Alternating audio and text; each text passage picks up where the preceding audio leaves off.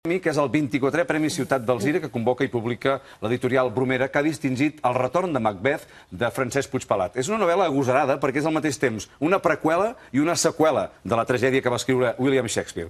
L'autor de Balaguer resol alguns dels enigmes que va deixar oberts William Shakespeare i explica, atenció, l'origen de la maldat de Lady Macbeth. Ens situem per això al petit castell de Dornoch, el 12 d'abril del 1097, on hi arriba un home alt, prim, una mica encorbat i amb el nas aixafat i deforme. És Macbeth, el fill de Macbeth, rei d'Escòcia, que troba en aquesta situació el fill de Banquo, que és Flins, un altre personatge que també coneguem o hauríem de conèixer de la clàssica tragèdia de Shakespeare. Allà trobaran, o després d'aquests 40 anys, es trobaran que el rei Macbeth va morir decapitat com a venjança d'un dels crims que havia ordit per aconseguir el regnat. Què pretenen ara aquests dos vells a la seixantena quan apenes se sostenen dempeus?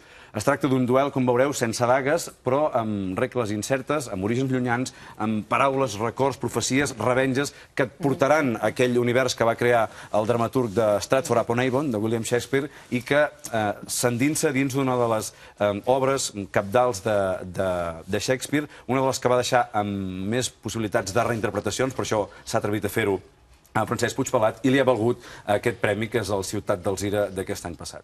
Trobo molt interessant que també donem molta importància a llibres que en un moment donat no han rebut cap premi, perquè a vegades tinc la sensació com a lectora que els premis fan una ombra a molts llibres que valen molt la pena i que moltes vegades tenen poca projecció.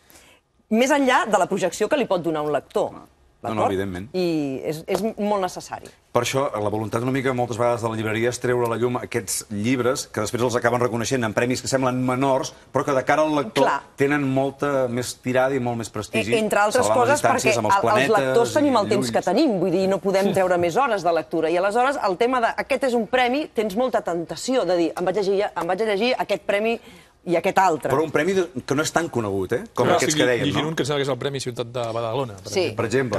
Que tenim al cap els grans premis, no?